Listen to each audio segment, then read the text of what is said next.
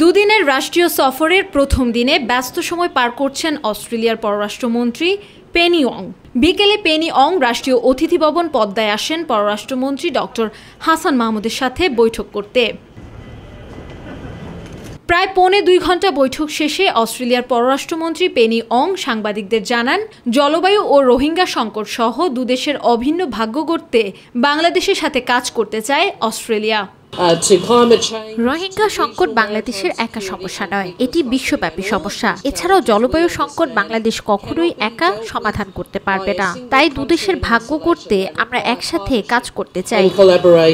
যৌথ ব্রিফিংয়ে সাংবাদিকদের পররাষ্ট্রমন্ত্রী ডক্টর হাসান মাহমুদ বলেন, এলটিসি গ্র্যাজুয়েশনের পরও কোটা ফ্রি ও ডিউটি ফ্রি সুবিধা অব্যাহত রাখার পাশাপাশি অর্থনৈতিক অঞ্চলে বিনিয়োগ বাড়াবে অস্ট্রেলিয়া। কোটা ফ্রি ও ডিউটি ফ্রি সুবিধা এলডিসি গ্র্যাজুয়েশনের পরেও অব্যাহত রাখবে অস্ট্রেলিয়া। তাছাড়াও অর্থনৈতিক অঞ্চলে বিনিয়োগ বৃদ্ধি ও ৩টি কারিগরি প্রতিষ্ঠানে সহযোগিতা করবে অস্ট্রেলিয়া। মন্ত্রী আরও বলেন, মানব পাচার বন্ধ সহ দক্ষ জনশক্তি রপ্তানিতে আলোচনা হয়েছে দুদেশের।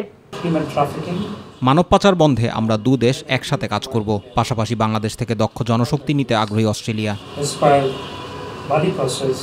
যৌথ উচ্চশিক্ষার পাশাপাশি কৃষি প্রযুক্তি সম্প্রসারণেও বাংলাদেশকে সহায়তা করবে অস্ট্রেলিয়া, জানান পররাষ্ট্রমন্ত্রী ডক্টর হাসান মাহমুদ।